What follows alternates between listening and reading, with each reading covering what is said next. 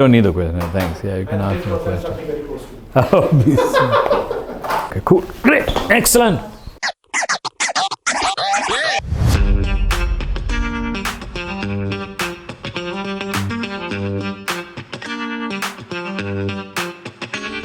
So, user experience design at large, UI is a subset, we'll talk about it later, but user experience design at large is about creating tangible, usable and useful products from ideas that are originated, right? That's what I would actually say what it is, but there is also a method in which you can evaluate existing products and convert them into useful and usable products, better useful and usable products based on best practices, based on user research, based on understanding what really the needs of the users are and what the business goals are.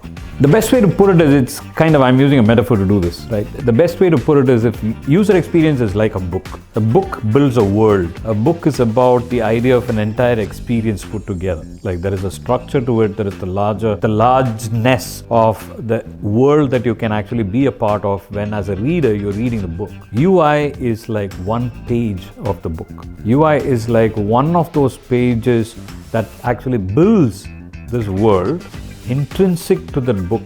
But when you remove that page, the book doesn't make sense. There is always a gap. So user interface, putting it in other words, user interface is a subset of user experience design. User experience design is about creating experiences that are much larger, that kind of has a starting point and an ending point, which is made of a bunch of user interfaces. So it's important for us to understand that user interface is one subset and one instance which predominantly uses, I think, information design, of course, interface design and interface elements, and visual design to make the experience work better.